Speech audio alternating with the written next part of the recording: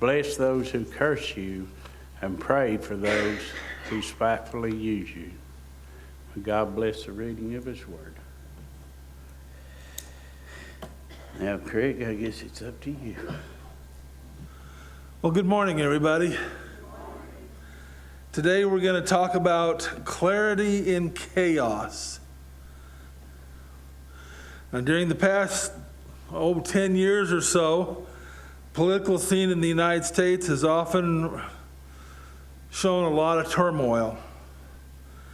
At times, that turmoil seems to be almost 24/7. And if anybody knows, we had another turmoil last night. The president went over to Venezuela, I think it was, and kidnapped took the president away, brought him to the United States for trial. Both Democrat and Republican leaders will readily concede that this is definitely true. Whatever one's personal political thinking or leaning, few of us would describe the political landscape of the past decade as anywhere near peaceful or orderly. This raises an important question. What's the thoughtful Christian to do when faced with political pandemonium? We can't simply just ignore it, for the Bible makes it clear that politics will play a progressively pivotal role at the end of time. So how can we maintain a Christ-centered spiritual focus in a world increasingly blurred by political chaos? Fortunately, the Bible is no stranger to such chaos. In fact, some of our most heroic biblical figures lived in tremendous times of political upheaval. And we're going to kind of talk a little bit about one today, and that's the prophet Daniel. In the Bible book that bears his name, in the 6th chapter, we find a powerful story that reveals 4 key lessons on how to stay spiritually focused in a spiritually chaotic time. Lesson 1, Daniel 6 begins with a king named, anybody remember? Darius, cooking up chaos in the government of a freshly conquered Babylon. So Babylon had just been conquered by Darius. And it pleased King Darius to appoint 120 what he called satraps to rule throughout the kingdom. My best guess in my mind is that they were like governors, with 3 administrators over those, and one of those governors was Daniel. The satraps were made accountable to them so that the king wouldn't suffer any loss. Now, Daniel distinguished himself quite a bit, as he did in Babylon. The administrators and the satraps, by his exceptional qualities, that the king planned to set him over the whole kingdom. So he made quite an impression. At this, the administrators and the satraps got a little bit worried. They tried to find grounds for charges against Daniel in his conduct of government affairs. But they were not able to do anything. That they couldn't find anything that was bad. Couldn't find any corruption, because he was trustworthy and neither was he neglectful. So finally, these men decided, well, we're never going to find any basis for charges against this man unless it has to do with the law of his God. Now, there's few stories in human history that start as strangely as this. Darius, ruler of Media-Persia Empire, had only just recently conquered Babylon, as we said before, in a master stroke of warfare. He had vanquished their capital by diverted the whole Euphrates River. And if you know what the Euphrates River looks like, it's not just a little stream. He diverted the whole river, leading his armies through the now dry riverbed that went under the city walls, because Babylon was built on the river Euphrates so that they would always have water if they were camped around. And then, stunningly, Medo-Persia, probably with overflowing nationalistic pride, Darius does this unthinkable thing. He brings one of the conquered empire's top political leaders, Daniel, and begins preparations to make him the top leader in a conquering empire.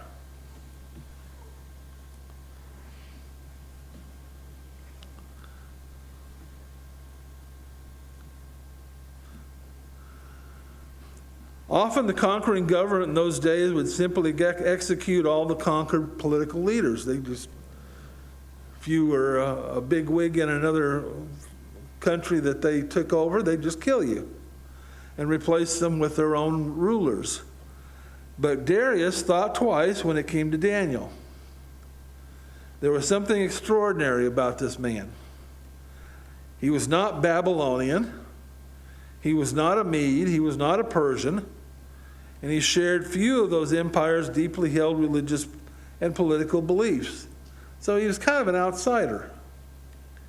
Yet Daniel had served Babylonian kings and now Medo-Persia with integrity and effectiveness. Consequently, Darius could not resist the temptation to put him in as a high officer, and that soon led to difficulties. Difficulties for Daniel, at least. All of which brings us to a first lesson for how we can stay spiritually focused even in chaotic political times.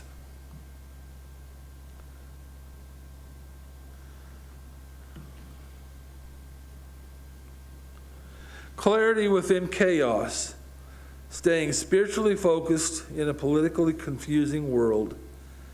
So being a good citizen who respects the government does not necessarily guarantee freedom from difficulties or persecution. And Daniel's going to show us that that's a good thing to remember. Daniel was all too familiar with political chaos and the difficulties that it could bring. He had seen the government of his home country in Palestine deteriorate, and finally was conquered by the Babylonians.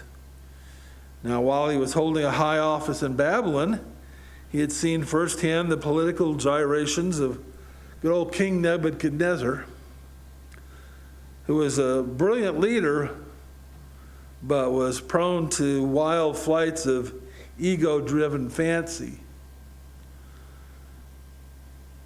Some of those even threatened to derail the empire and destroy Daniel and his closest friends in the process. And now Daniel is about to be thrust into another political chaos with the 120 satraps gunning for him and a new king that would prove to be as susceptible to flattery and selfishness as was the last king, Nebuchadnezzar. If there was ever an excuse for Daniel to become a cynic, probably had one, didn't he? But incredibly, Daniel didn't do this. He didn't become a cynic. He refused to become rude or ill-mannered. He didn't even badmouth the king, either to his face or behind the scenes. And though humanly speaking, he had grounds to do so because he had just been conquered, Daniel apparently makes no attempt to undermine the Medo-Persian government, something that, given the initial power the kings gave him, would probably been easy for him to do. Daniel does seemingly do the impossible. He serves the Medo-Persian government with integrity and respect. He becomes a good citizen. He executes his work skillfully, serving the empire's administration with courtesy, civility, and knowing full well that it could all turn against him. How different is that from some Christians today and how they respond to political adversity? Today, many Christians, when confronted with political directions that they disagree with, become abusive and disrespectful. Politicians are called derogatory names, and we've sure seen enough of that, haven't we? Social media posts become pathways for scornful, belittling comments. Previous decorous Christians repeatedly become sharp, cutting, and cynical. Daniel's example makes it clear that disagreement with political decisions, pardon me, even profound disagreement, undoubtedly Daniel had that with both the Babylon and the Medo-Persia governments, should not lead us to disparage or disrespect our political leaders. While there's going to be some times, and we see this in the life of Daniel, when pushing back against government decisions is essential, goodness and respect should remain the order of the day.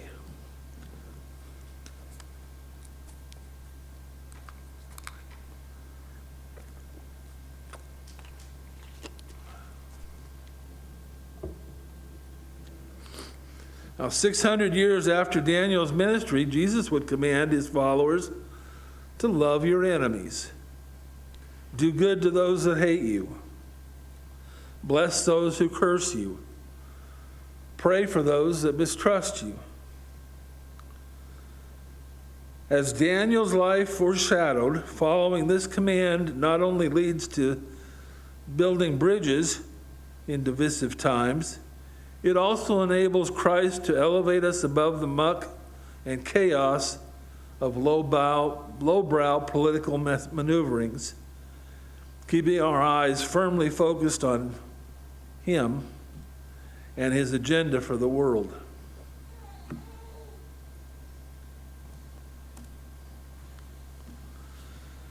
Lesson number 2. A second lesson on staying spiritually focused during political chaos is found in Daniel 6:6-9.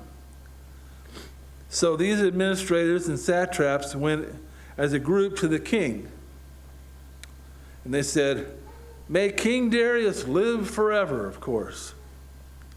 The royal administrators, prefects, satraps, advisors, and governments have all agreed that the king should issue a decree, an edict, and enforce this decree that anyone who prays to any god or any human being during the next 30 days, except for you, O king, shall be thrown into the lion's den. Now, if you, as your majesty, can issue this decree and put it in writing so that it can't be altered, and that's in accordance with the Medo-Persia law, which said that once the king signed an edict, it couldn't be changed at all, and even the king couldn't change it. A second lesson for keeping spiritually focused in chaotic political times is this: state-enforced religious observance inevitably leads to persecution. Christians must therefore stay relentlessly focused on preserving religious liberty. But that's going to take a little bit of different turn than what you probably have thought in the past. Can you imagine a law like the one, let's say that President Trump signed that an executive order requiring everyone everywhere in the nation to pray to him and him alone. With non-compliance resulting in death. Think that president would be opposed by anybody?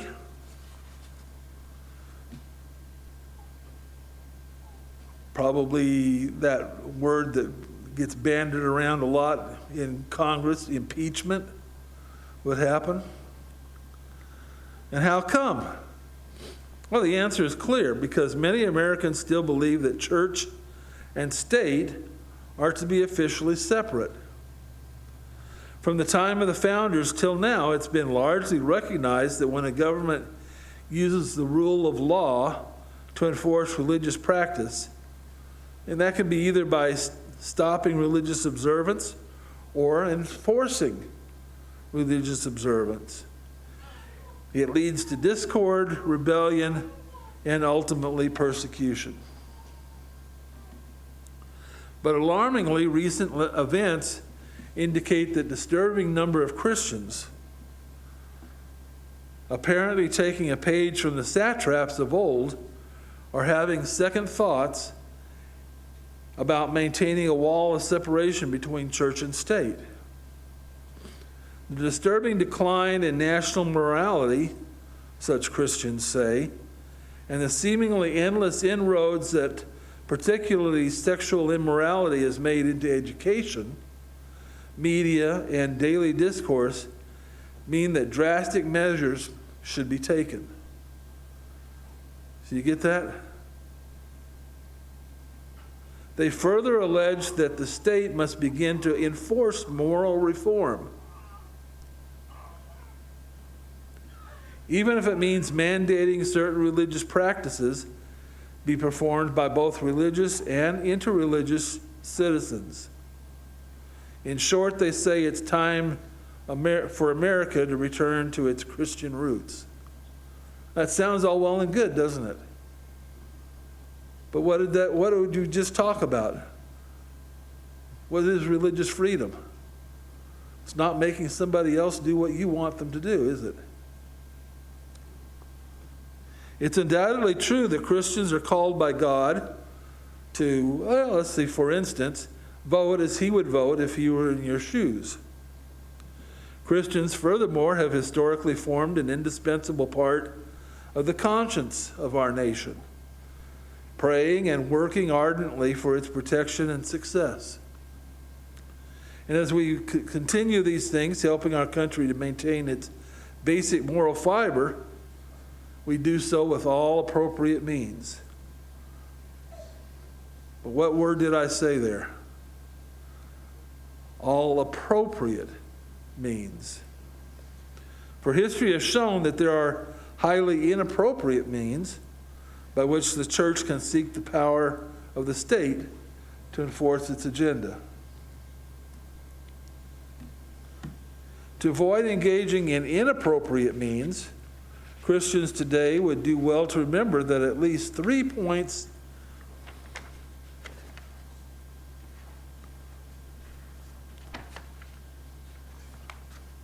are in play. First, America, think about this. You're gonna call me a heretic. But first, America was never founded as a Christian nation. Kind of goes against everything that you've been told, doesn't it? In fact, only a handful of our founders could be called evangelical Christians. The majority instead were called deists.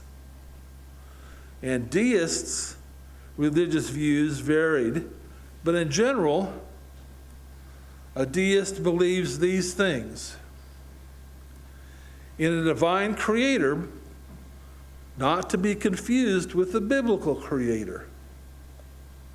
They believe in a creator, but not necessarily Jesus.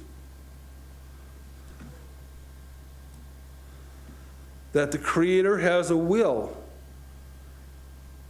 Most deists saw this as natural law. That was his will, which included, in essence, the last 6 commandments of the 10 commandments, among other various sources for moral guidance. And that at the end of our lives, we will be called to account before God for how we lived. Thus, while deism has a pronounced moral element in it, it's distinctive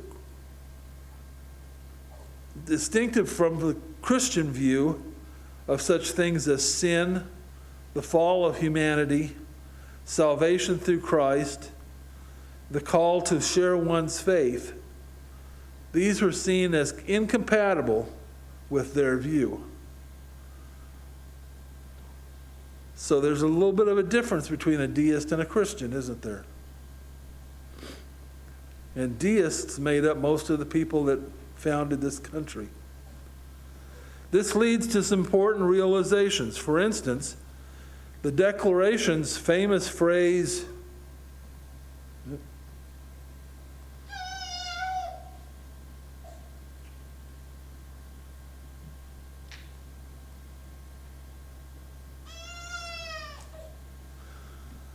"We hold these truths to be self-evident, that all men are created equal, that they're endowed by their Creator with certain unalienable rights," is classic deist language, not Christian. It's not a reference to the Christian conception of the biblical Creator or Jesus Christ. And while the founders were friendly to Christians, particularly its Protestant form, they were adamant that no specific religion should ever be mandated by our Constitution. Thus, this is why founder John Adams could honestly say in the Treaty of Tripoli that the government of the United States is not in any sense founded in the Christian religion. Didn't know that, did you? Consequently, anyone trying to return the United States to its Christian roots is attempting an impossibility. Because how can you return a country to some place that it never was to begin with? Kind of hard, huh? And if a Christian continues to attempt this, he or she may be unwillingly laying the groundwork for the very thing the founders were seeking to avoid: religious observance, and inevitably religious persecution enforced by the power of the state. Second, Christians must remember that lasting positive change in society comes through evangelism and discipleship, not through politics or government programs. No, Christians are not opposed to all government programs. Some are indeed probably fairly useful and deserve our support. But we must never forget that the government ultimately relies on the force of law, and force can never bring lasting transformation in the heart. Christ, instead, if he's using force, he what? He invites. Not focuses, but invites. All who are willing to surrender to him and his grace will bring them into his image. Such transformed lives are a source of tremendous joy to those who have been set free, and a form of civic perspective that has also proved to be the bedrock of lasting positive societal change. So, the fact that so many Christians today are looking to use the power of the state to compel lasting societal change is not a sign of resourcefulness, but of failure. The failure to fulfill the Great Commission and to make mature, loving disciples for Jesus Christ. Did you get that? All these Christians that are saying, well, we need to have the government force our schools not to do this and force our schools to teach Christianity and not to teach something else. That's not the whole purpose, is it? Third, Christians must remember that sinners also have rights, including the right to make a bad decision. You have that, you probably, and I know I do, exercise that right on a daily basis, don't we? Now, true, these rights have limitations. Citizens of the U.S., of course, are not free to harm or kill or steal from other citizens.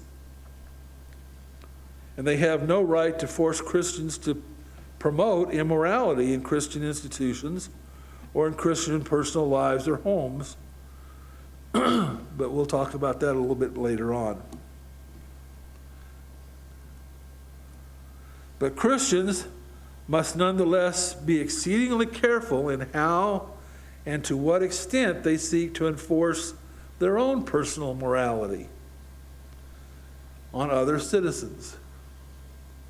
Religious liberty, including the liberty not to be religious, must be maintained if true religion is to endure in our nation.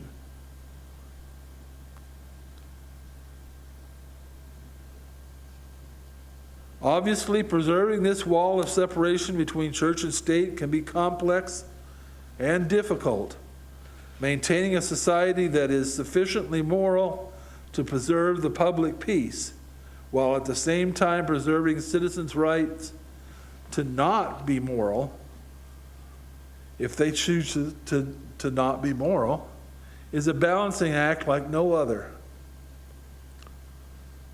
We need to pray for God to grant us an ability to know what is best in our government. And government leaders need to be encouraged for a sufficiently robust standard while avoiding theocracy.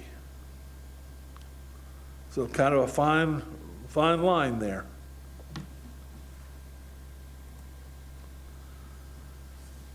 A third lesson for keeping spiritually focused in chaotic political times is found in Daniel 6, 10 and 11. Now, when Daniel learned that the decree had been published, he went home to his upstairs room where the windows opened into Jerusalem. And 3 times a day he got down on his knees and prayed, giving thanks to his God, just as he had done before the edict. Then those men went as a group, and we're talking about the satraps and all that, went as a group and found Daniel praying and asking God for help. So the third lesson is when religious liberty is threatened, Christians must refuse to personally compromise on biblical principles and practice. Daniel's example here is surely one of the most extraordinary in all of Scripture. He knew full well what the serious nature of the king's decree was, and if you look back in his early life, his encounter with lions and so on and so forth, he was undoubtedly familiar with the carnage that a hungry lion could inflict. Yet he nonetheless proceeded to do exactly what he had always done. And that was to look to God in prayer 3 times a day. And he did so in a highly visible fashion. In the windowsill of his upstairs apartment. There's not a hint of compromise here. The king's arrogance and presumption were publicly challenged with God's sovereignty. Daniel consequently knew that anything less than unbroken continuation of his previous devotional life would be viewed as agreement with his royal sacrilege. So Daniel prayed, not once or twice, but 3 times, just as he did it before. He didn't pray in a closet or under his bed, but at the open window, just like he did before. Daniel prayed not to King Darius, a mere mortal, but to Jehovah, the great God of heaven and the master of all earthly kingdoms. Just as before. And it remains one of the most striking examples of unrelenting faithfulness to God. And it reminds us that respectful, uncompromising obedience to God and His Word keeps us rightly focused, even in chaotic times. It also illustrates clearly 2 additional truths.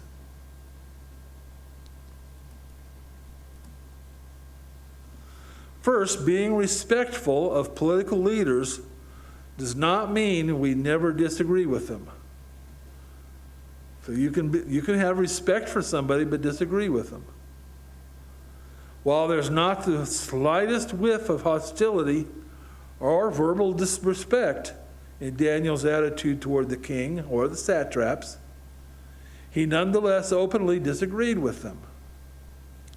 Christians today may at times need to do likewise. Second, it's tempting to see Daniel's continued prayers at his window as an endorsement of civil disobedience, and indeed, there was a measure of support there. Civil disobedience, defined by the Britannia Dictionary, is the refusal to obey the demands or commands of a government or occupying power without resorting to violence or active measures of opposition. So what's the important phrase there? Or a word? Without, huh?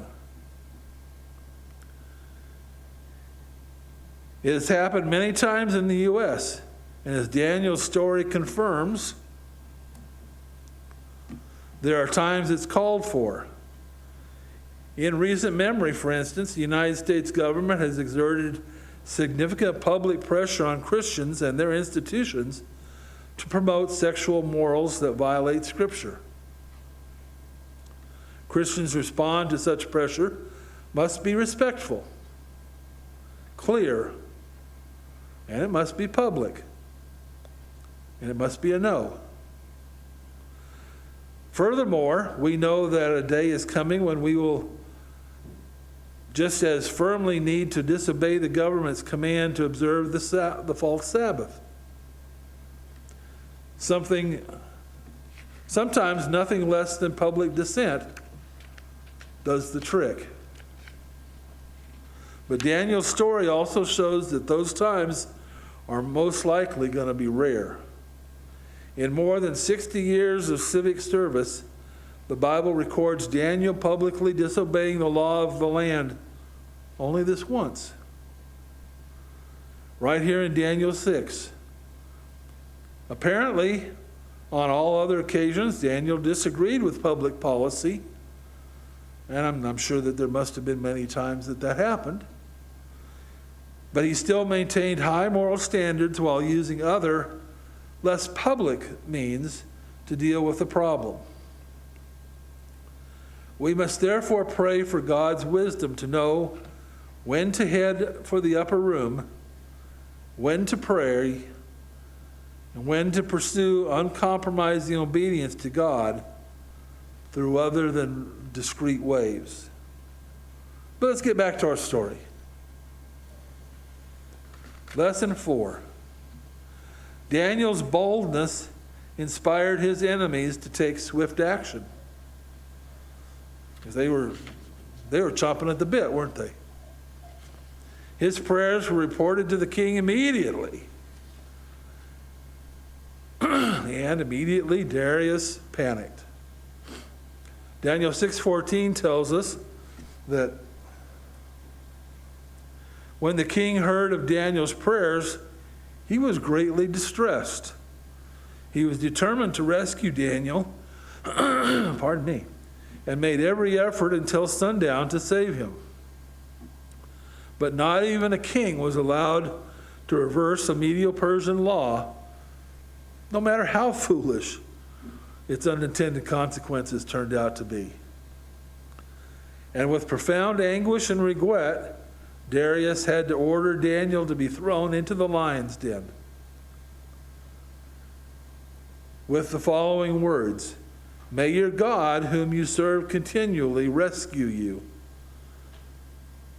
And after sealing the entrance to the den, Darius retired to a very sleepless night. But all who are familiar with the story know that it's far from over.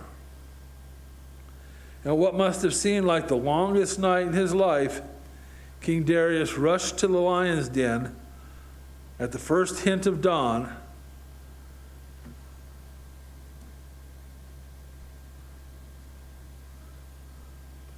He called out, "Has your God, whom you serve, continually been able to rescue you from the lions?" And the Bible records a joyous response. Daniel answered, "May the king live forever. My God sent his angel, and he shut the mouths of the lions. They have not hurt me, because I was found innocent in their sight, nor have I ever done any wrong before you, your majesty." Oh, the king was overjoyed and gave orders to lift Daniel out of the den. And when he was lifted up again and examined carefully, no wound was found on him, because he had trusted in his God. And cut. Many times the story ends right here. Daniel is now safe, his body is unscathed, and God has rewarded him the faithfulness of his servant, a genuinely good ending, if there ever was one. But there's one final part that holds a valuable lesson, particularly regarding the fast approaching end-time religious crisis. After Daniel and the king are reunited, Darius made the following proclamation to all the nations and peoples of every language in all the earth. "May you prosper greatly. I issue a decree that in every part of my kingdom, people must fear and reverence the God of Daniel. For he is the living God, and he endures forever. His kingdom will not be destroyed. His dominion will never end. He rescues and saves. He performs signs and wonders in the heavens and on earth. And he has rescued Daniel from the power of the lions." Darius here reveals a fourth and final lesson on how to keep a clear spiritual focus, even in chaotic political times. The coming battle over the religious liberty will be difficult, but it'll also be a means of transformation for thousands, and that is a cause for celebration. It seems safe to assume that the average Jew in Babylon, upon hearing Darius' initial prayer decree, would never have thought that in just a matter of hours he would be confessing to this world that Jehovah is the living God. What a turnabout. Yet it was precisely that happened. What seemed to first be the one of the darkest days and hours for God's followers instead proved to be the point of profound reversal by one of the most unlikely candidates for God's kingdom. Today, Seventh-day Adventists have been blessed with an abundance of knowledge about the end of time. And while most of this information is inspiring, it has also made others nervous or even feel fearful. Revelation 13, for instance, portrays a conflict of epic proportions, promising a cosmic battle between Christ and Satan that will culminate in a global choice. We receive the mark of the beast, worshiping in his ways in his day, or receive the seal of God, worshiping his way on his day. That's going to be our two choices. The beast powers will attack religious liberty as never before. And ultimately, that liberty will vanish. Those days will indeed be difficult ones. But the story of Darius's change encourages us with profound reminder. Regardless of how dark the last days will be, they will also be a time of widespread conversion to Christ, the likes of which the world has never seen. Revelation 18:1 speaks of the gospel of Christ going with such force in those days that the whole planet will lift up its splendor. Furthermore, in the great controversy, we find the following encouragement. The great work of the gospel is not to close with less manifestation of power of God than marked its opening.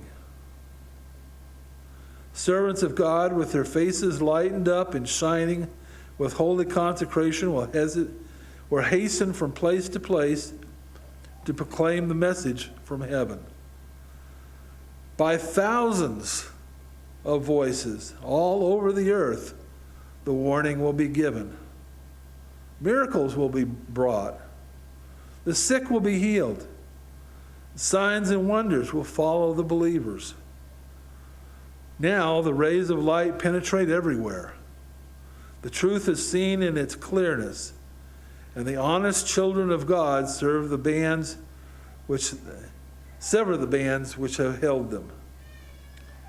Family connections, church relations are powerful, but not enough power to stop them now. Truth is more precious than all besides. Notwithstanding the agencies combined against the truth, a large number will take their stand upon the Lord's side. So let us not dread the coming crisis. Though it will be difficult, it will also be the finest hour of God's church. And this is the promise. Thousands upon thousands will choose Jesus. Baptistries, rivers, and oceans themselves will be used to keep up with the flow of baptisms of new disciples that stream into God's kingdom. We won't be able to just get them all into the baptistry then. Maybe not even the river. Have to go to the ocean to get them all in there.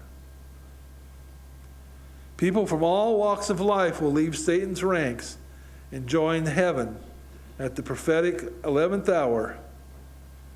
It will be, quite simply, one of the most incredible times to be alive in all of Earth's history. Would you like to be there? We do indeed live in chaotic political times, but there's no reason to let the chaos cloud our focus on God and His Word. We can instead let the lessons of Daniel and Darius remind us that spiritual clarity can still be found. And just as God has been faithful to us in the past, He can be trusted to carry us safely through the crisis that lies ahead. May God's Spirit fill and guide us as we navigate these turbulent last days for his glory.